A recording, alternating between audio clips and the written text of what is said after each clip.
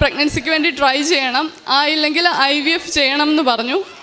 ഞാനങ്ങനെ എൻ്റെ ഹസ്ബൻഡ് ജോലി ദുബായിലായിരുന്നു, അത് കളഞ്ഞ് സൗദിയിലേക്ക് കൊണ്ടുപോയി.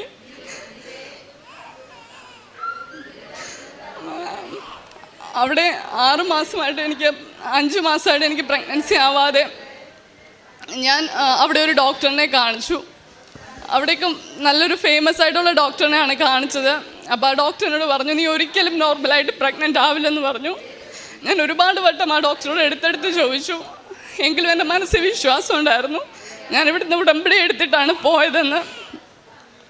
അപ്പം ഞാൻ എൻ്റെ അവിടെ ഹോർമോണൊക്കെ ചെക്ക് ചെയ്തപ്പം എല്ലാം ഹൈ ആയിട്ടാണ് കാണിക്കുന്നതെന്ന് പറഞ്ഞു. അതുകൊണ്ട് നീ ഒരിക്കലും പ്രഗ്നൻ്റ് ആവില്ല, എൻ്റെ ഹസ്ബൻഡിനും നോർമലായിട്ട് ഒരു കുഞ്ഞിനെ തരാൻ കഴിയില്ലെന്ന് പറഞ്ഞു.